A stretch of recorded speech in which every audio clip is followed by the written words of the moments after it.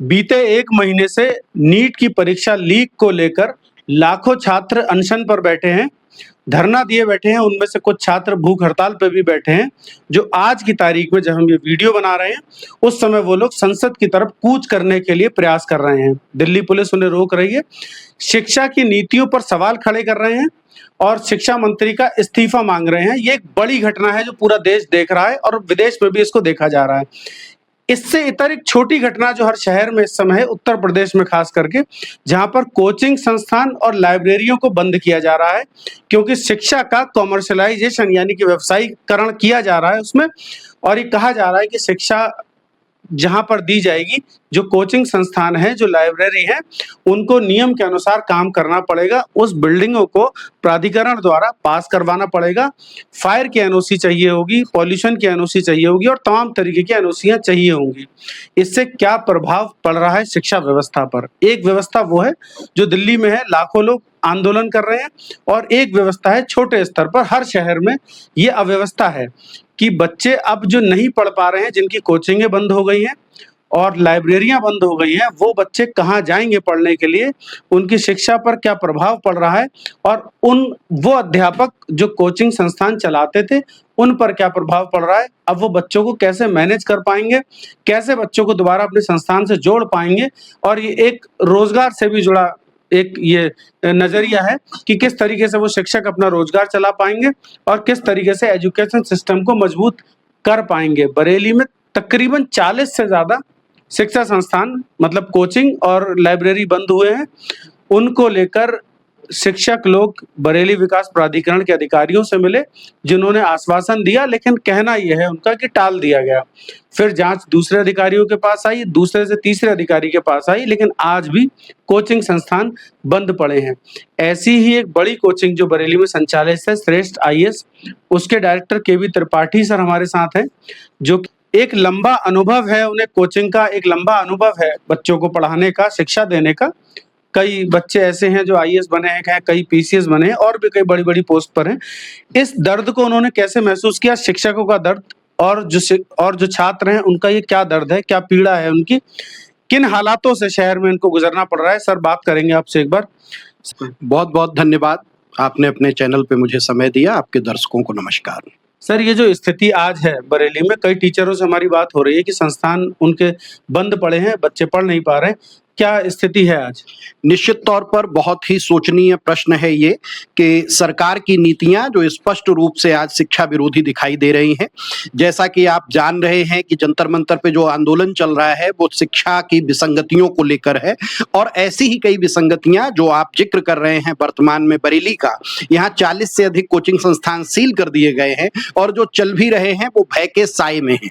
दरअसल मुझे लगता है कि ये डबल इंजन की सरकार, जो कि बरेली में 4 इंजन की हो जाती है, एक नगर निगम का इंजन और एक जिला पंचायत का इंजन, चारों इंजन मिलकर युवाओं के सपनों को रौंद रहे हैं, उनके भविष्य को तबाह कर रहे हैं। जिन लाइब्रेरियों में बैठ के बच्चे अपना भविष्य संवार रहे थे, उनको इस आधार पर सील कर दिया गया कि वहां पर मानक पूरे नहीं हैं। आखिर मानक क्या हैं, इस पर सरकार की अभी तक कोई स्पष्ट नीति नहीं है। सबसे पहले 2024 में जनवरी में एक केंद्र सरकार ने कोचिंग रेगुलेशन एक्ट पास किया कि रेगुलेशन ये होगा, इसके हिसाब से आपको रेगुलेट करना होगा। उत्तर प्रदेश ने भी उस रेगुलेशन को स्वीकार लिया, लेकिन उसमें जो मानक है वो बहुत हास्यास्पद है। जैसे कोचिंग संस्थान में प्रति विद्यार्थी आपको 1 वर्ग मीटर जगह देनी होगी, आपको भवन कोड मानक के रूप में लागू कराना होगा, फायर कोड लागू कराना होगा, बुनियादी आवश्यकताओं का कोड लागू कराना होगा। जो अध्यापक कुछ गिने चुने बच्चों को पढ़ा रहे हैं उनके लिए यह बिल्कुल भी संभव नहीं है। और जो कोचिंग रेगुलेशन में उन्होंने मानक रखा कि 50 बच्चों से अधिक पे कोचिंग, 50 बच्चों की कोचिंग में भी वो मानक किसी तरह से पूरे नहीं हो सकते हैं। इस आधार पर जब भी मीटिंग हुई अधिकारियों के साथ, शासन के प्रतिनिधियों के साथ, हम लोगों ने यही कहा कि यह मानक व्यवहारिक नहीं है, आप इस पे विचार करिए। जैसे एक छोटा सा उदाहरण मैं दे रहा हूं कि कोचिंग में पूछा जाता है कि आपके यहाँ कुल कितने विद्यार्थी हैं।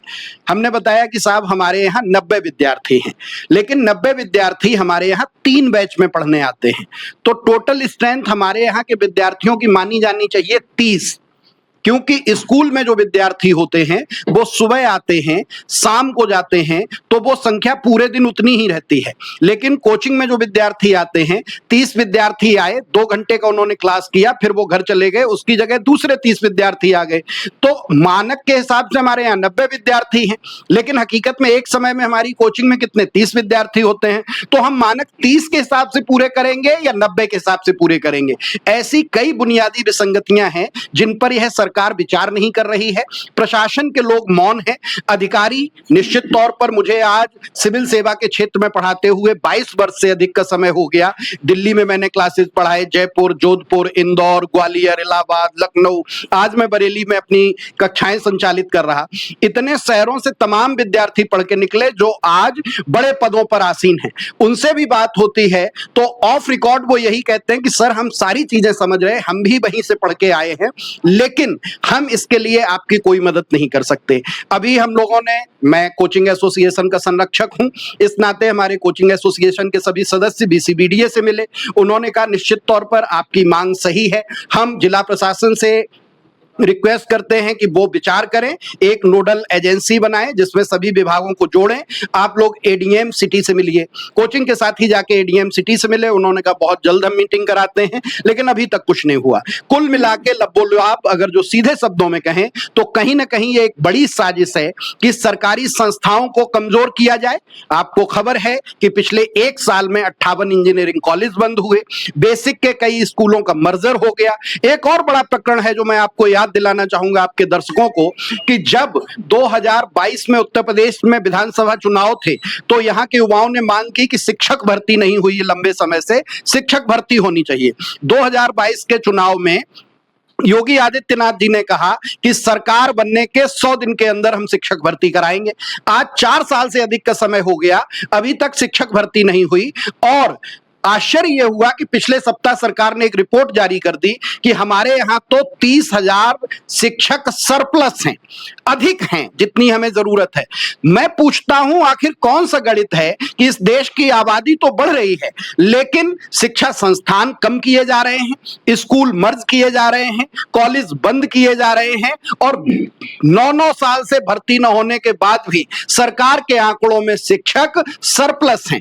आखिर ये एक बहुत बड़ी साजिश है जिससे कि देश से शिक्षा को खत्म किया जाए, पब्लिक सेक्टर से भी और प्राइवेट सेक्टर से भी। आज प्राइवेट सेक्टर के सभी शिक्षक बहुत आहत हैं और सरकार से उम्मीद भी अब छोड़ रहे हैं हम लोग। और उम्मीद यही है कि निश्चित तौर पर जब सरकार बदलेगी, जब निजाम बदलेगा, तब शिक्षा की ओर ध्यान दिया जाएगा। मुझे नहीं लगता कि वर्तमान सरकार जो है वो कभी भी शिक्षा को संवेदनापूर्ण। मैं ये समझना चाह रहा हूँ कि जो एजुकेशन सिस्टम है, स्कूल कॉमर्शलाइज नहीं होते, व्यवसाय नहीं होता है स्कूलों का, तो फिर कोचिंगों को ऐसा क्यों कहा गया कि व्यावसायिक बिल्डिंग में बननी चाहिए, व्यवसायीकरण इसका होना चाहिए? इसको किस नजरिए से देखते हैं आप?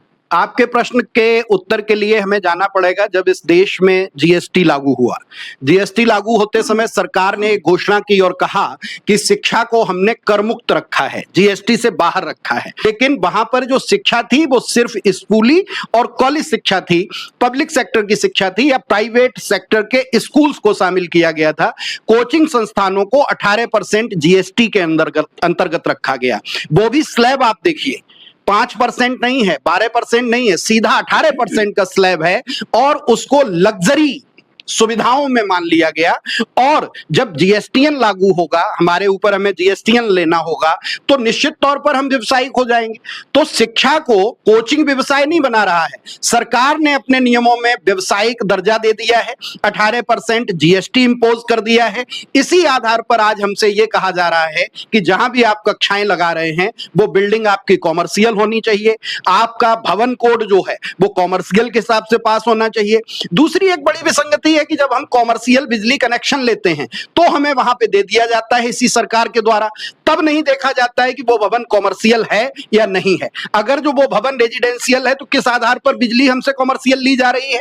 लेकिन लब्बो-लुआब यही है इन सबका कि सरकार जानबूझकर शिक्षा को कॉमर्शियलाइज्ड कर रही है और कर चुकी है। जहां बिजली कनेक्शन भी कॉमर्शियल होगा, नगर निगम का टैक्स भी कॉमर्शियल होगा। अब हमारे ऊपर जबरदस्ती थोपा जा रहा है कि कि आपका भवन भी कॉमर्शियल होगा और वहां आपको वो सभी मानक पूरे करने होंगे जो कॉमर्शियल बिल्डिंग या व्यापारियों को या व्यवसायियों को करने होते हैं। लेकिन मैं एक बात और कह के अगले प्रश्न पर जाऊंगा, लेकिन जो वास्तविक रूप से व्यवसायिक गतिविधियों में लिप्त अन्य व्यवसाय हैं, वहां पर यह सरकार और इसकी एजेंसियां बहुत मौन है। किसी अस्पताल, किसी बड़ी इंडस्ट्री, किसी बड़े उद्योग के मानकों को ये देखने नहीं जाते हैं, वहां तो चुप्पी मार ले रहे हैं, क्योंकि कहीं ना कहीं कोई मिली भगत है। चूंकि शिक्षा संस्थानों से जो लोग पढ़ के निकलेंगे वो इस सरकार से प्रश्न पूछने लायक हो जाएंगे, इसलिए साजिशन शिक्षा को कॉमर्शियल कैटेगरी में लाकर, कॉमर्शियल बनाकर आज उन्हें बंद किया जा रहा है। सर एक बात और समझाइए, जैसे मैं समझना चाहता हूँ इस बात को कि जब रजिस्ट्रेशन होता है किसी भी कोचिंग का, तो वो रजिस्ट्रेशन किसी संस्था में होता होगा सरकारी, तो वहां से कोई टीम आके जांच नहीं करती कि कॉमर्शियल है बिल्डिंग या नहीं है। वो कोई अधिकारी होता होगा जो आखिरी मोहर लगाता होगा उस पर। इन पर क्या ये एक्शन नहीं होता इसके बाद कि ऐसे क्यों खोली गई कोचिंग? उत्तर प्रदेश में जो कोचिंगों का रजिस्ट्रेशन होता है वो क्षेत्रीय उच्च शिक्षा अधिकारी के कार्यालय से होता है। बरेली में क्षेत्रीय उच्च शिक्षा अधिकारी उसका लाइसेंस देते हैं। वहां पर जब रजिस्ट्रेशन के लिए हम लोग जाते हैं तो मानकों में कहीं भी कॉमर्शियल भवन का जिक्र अभी तक नहीं था। अब रातों रात कोई बदलाव हुआ हो तो मुझे उसकी जानकारी नहीं है, लेकिन आज तक कभी भी कोचिंग रजिस्ट्रेशन के लिए यह अनिवार्य नहीं था। यह जरूर था कि या तो आप फायर के इंतजाम अपने यहाँ पूरे कर ले या आप फायर एनओसी की एक कॉपी लगा दें। उसके अलावा कोई भी ऐसा विशेष प्रावधान नहीं था। उनके जब लाइसेंस लेने हम जाते हैं रजिस्ट्रेशन के लिए, तो वहां पे जो फीस होती है और जो कागज होते हैं वो सिर्फ शिक्षकों से संबंधित हैं, भवन के एड्रेस से संबंधित हैं और फायर से संबंधित हैं। इसके अलावा कोई मानक नहीं होता था और कभी कभी उनके अधिकारी निरीक्षण भी करते थे। हमारी कोचिंग में नियमित निरीक्षण होता रहता है, हम लोग वो मानक पूरे किए हुए थे। कभी भी कॉमर्शियल का कोई प्रश्न नहीं था। आज अचानक एक नया मुद्दा उठा के खड़ा कर दिया गया कि आपका भवन कॉमर्शियल है या नहीं और आपने बिल्डिंग कोड का पालन किया है या नहीं। लेकिन अगर जो बीडीए से ही जाके आप पूछें कि भवन कोड क्या है कोचिंग के लिए, तो वो कहते हैं मेरे पास कोई एसओपी नहीं है। विदाउट एसओपी रातों रात कुछ भी आप हमारे ऊपर थोप दीजिए और उसको आधार बनाकर बिना नोटिस दिए। मैं बरेली के घटनाक्रम का जिक्र करूं कि यहां पर जब कोचिंग सील कर दिए गए उसके एक सप्ताह बाद 29 जुलाई की तारीख में बीडीए ने नोटिस जारी किए हैं और वो नोटिस सभी कोचिंग को सर्व कराए हैं। अगर जो अभी न्यायालय की शरण में जाया जाए तो यह प्रश्न निश्चित तौर पर न्यायालय के विचार में होना चाहिए कि विदाउट नोटिस, सिंगल नोटिस भी नहीं है, कोई खबर भी नहीं, और आपने संस्थानों को सील कर दिया। दरअसल जब सरकार अपनी दादागिरी पर उतर आए तब ऐसे परिलक्षण दिखाई देते हैं। अब सर क्या लग रहा है, जब कोचिंग संस्थान बंद है, वो बच्चे जो छात्र पढ़ने जा रहे थे वो पढ़ नहीं पा रहे हैं, जो टीचर जिनकी रोजगार उस पर आधारित था वो रोजगार उन्हें जाहिर सी बात है फीस नहीं मिलेगी। अब उन्हें फीस भी नहीं मिल रही है, वो बच्चे भी परेशान है। क्या रास्ता है, अब इसका क्या रास्ता निकाल रहे हैं आप लोग? हम लोग प्रशासन से बार बार निवेदन कर रहे हैं, गुहार कर रहे हैं, और ये कहते हुए भी शर्म आती है कि हम लोग अध्यापक होकर उनसे गुहार करते हैं, निवेदन करते हैं। क्योंकि वाकई प्रश्न ये है, हम भी कोई विकल्प चुन सकते थे, हम भी शराब की दुकान खोल के और अपना परिवार पाल सकते थे, लेकिन हम लोगों ने पढ़ने लिखने के बाद सोचा कि हम शिक्षा को अपना व्यवसाय चुनेंगे और शिक्षा के माध्यम से अपना जीवन यापन करेंगे। लेकिन आज बहुत सारे अध्यापक मजबूर हैं, विद्यार्थी जिनकी कक्षाएं बंद हैं, लाइब्रेरी बंद हैं, वो पढ़ नहीं पा रहे हैं। निश्चित तौर पर सरकार का ये कदम विद्यार्थियों को, अध्यापकों को और मैं साफ शब्दों में कह रहा कि समाज को अराजकता की ओर ले जाएगा। ठीक है सर, अभी त्रिपाठी सर ने बताया जो तमाम आरोप लगाए हैं सरकार के ऊपर और सरकार की कार्यशैली के ऊपर।